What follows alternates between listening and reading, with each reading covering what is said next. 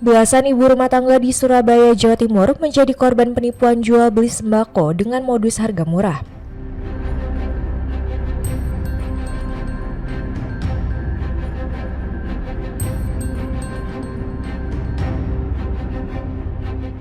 Beginilah suasana rumah Erika, salah satu warga di kawasan Kedung Doro, Surabaya yang didatangi sekitar 15 ibu rumah tangga.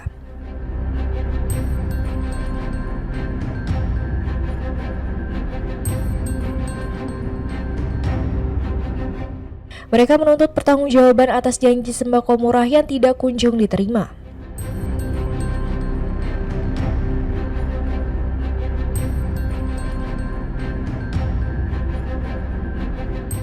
Dalam video amatir berdurasi sekitar 30 menit, suami Erika mengaku uang yang diterima dari para korban telah habis digunakan untuk bermain judi.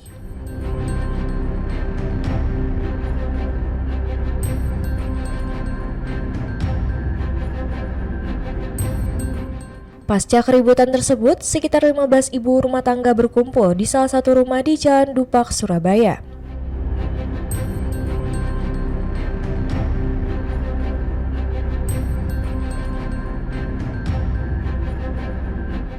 Seluruh korban merupakan bagian dari kasus penipuan berkedok penjualan sembako fiktif dengan total kerugian mencapai lebih dari 1,5 miliar rupiah.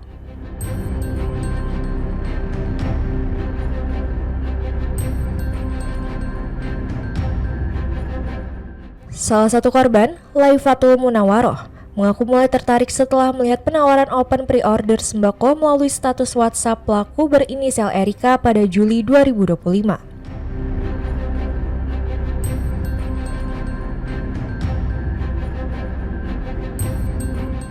Menurut Latifatul, pada pemesanan awal barang sempat dikirim sekitar 1 minggu setelah transaksi.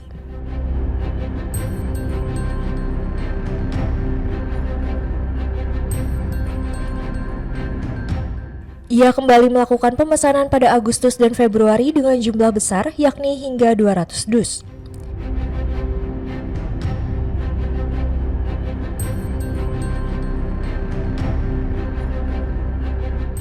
Akan tetapi, hingga saat ini barang yang dijanjikan tidak pernah datang.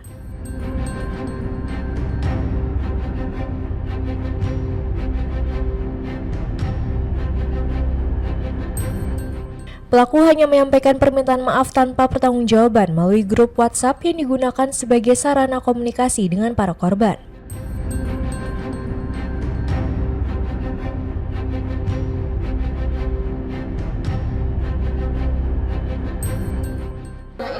Dia kan pelanggan saya yang sudah saya kenal 1 tahun lebih.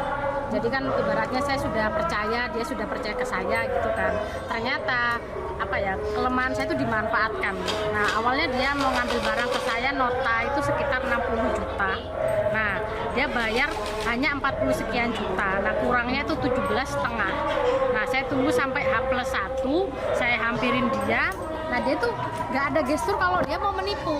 Santai banget, dia tuh kayak orang yang nggak akan kabur atau kemana. Ya, saya tanggung jawab. Nah, akhirnya saya coba kasih waktu lagi sampai H+1 Nah, ketika saya datangi ke rumahnya, nah di situ saya baru tahu ternyata banyak korban yang lain, dan korban-korban yang lain itu kan pembeli. Nah, ternyata awalnya saya itu terduga komplotan, karena kan Erika ini selalu beralasan ini agennya masih itu banyak gitu alasannya. Dan ketika korban-korban lain itu sudah tahu bahwa saya menjadi korbannya juga, mereka baru percaya bahwa saya ini bukan komplotan. Begitu. Biasanya dia ngambilnya apa sembakonya? Kalau sembakonya itu rata-rata itu minyak, beras, gula. Selama ini gimana Mbak? Lancar? Selama ini tuh lancar, makanya pas terakhir dia minta tolong gini ke saya, Bu, bisa minta tolong ini dikirim dulu karena uang saya kurang. Ngomongnya dia uangnya kurang karena dan pembelinya itu maunya bayarnya COD. Akhirnya oke lah, saya kirim dulu biar sama-sama lancar. Tapi ternyata ya itu kelemahan saya di situ, terlalu percaya ke orang, tiba-tiba dimanfaatkan terus kurang 17,5 itu. Kerugiannya kalau total korban itu sekitar 1,5. Kalau belanjanya ke ibu sendiri biasanya sekali transaksi berapa, Bu? Sekali transaksi sebenarnya kalau hariannya itu 40, 30 gitu.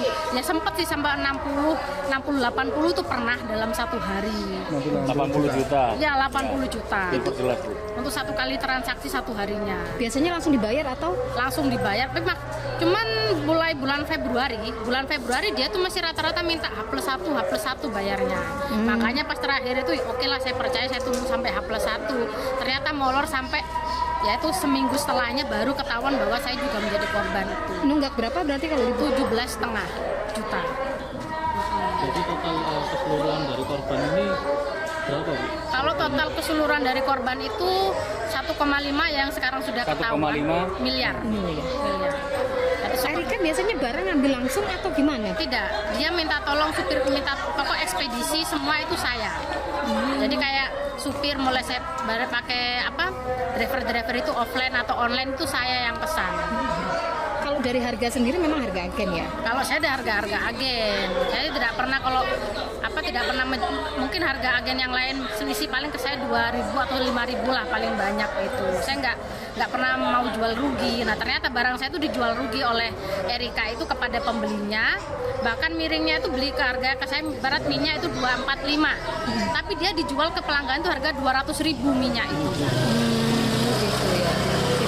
Berarti nggak pernah transaksi secara langsung ya? Kalau transaksi secara langsung Sama tidak Erika? pernah, tidak pernah.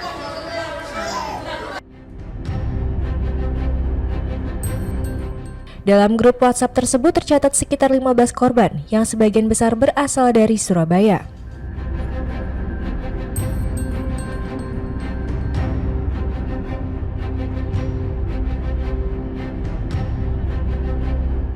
Nilai kerugian masing-masing korban bervariasi mulai dari 20 juta rupiah hingga 30 juta rupiah dengan total 1,5 miliar rupiah.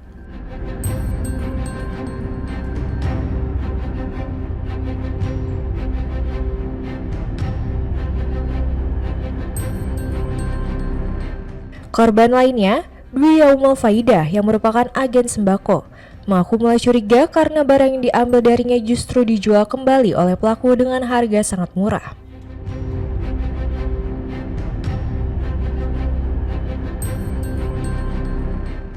Mbak, gimana kronologinya kenal Mbak Erika itu gimana waktu? Pertamanya itu kan teman apotek saya.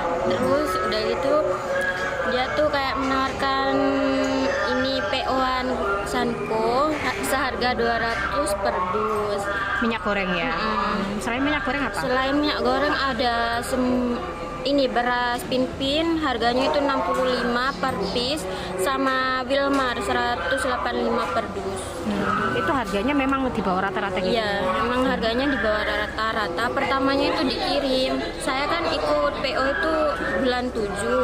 Jadi kan PO-nya 1 bulan, datangnya bulan 8 gitu. Bulan 8, bulan 9, bulan 10, 11, 12, bulan 1, 2 itu udah kekirim semuanya. Bulan 3-nya yang nggak kekirim itu. Biasanya itu langsung bayar atau gimana? Iya, biasanya itu langsung lunas. Misalnya order 100 harus lunas 100 gitu. Kalau mbaknya biasanya sekali order, sekali PO sampai berapa nominal uangnya? Tergantung ininya. Kalau saya biasanya itu tanggal 1 60 dus, tanggal ready-nya tanggal 1 bulan kemudian. Kalau tanggal 2 biasanya 150 gitu, tergantung. Kalau uangnya berapa?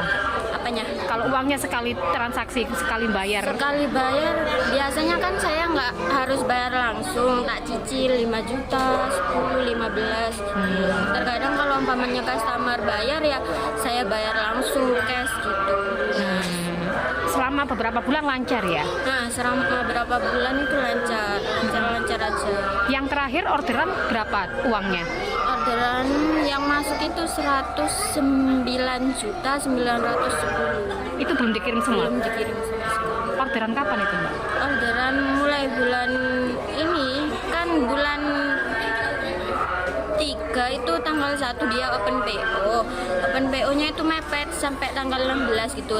Misalnya dia tanggal 1 Maret bilang ready tanggal 17 Maret gitu.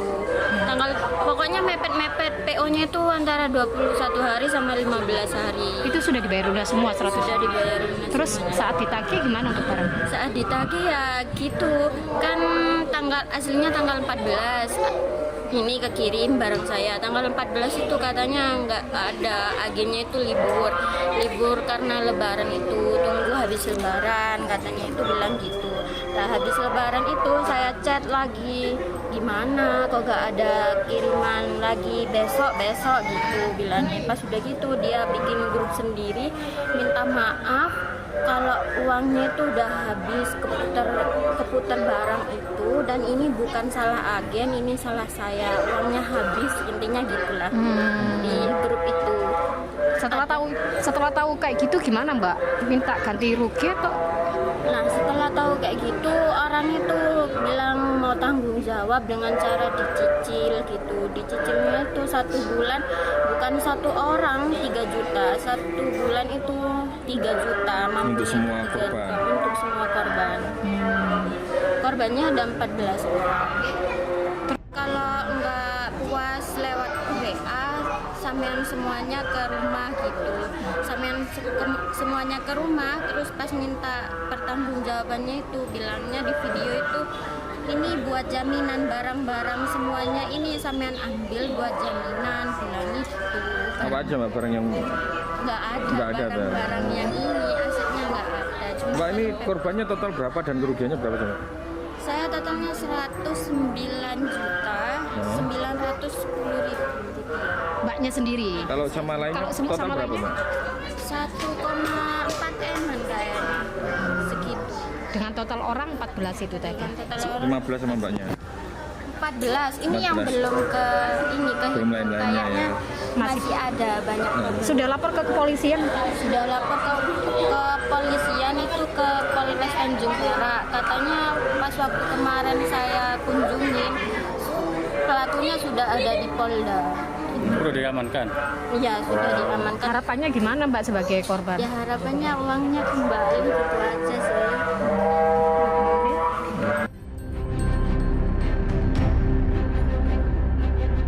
Kasus ini telah dilaporkan ke Satuan Reserse Kriminal Polres Pelabuhan Tanjung Perak pada 28 Maret 2026.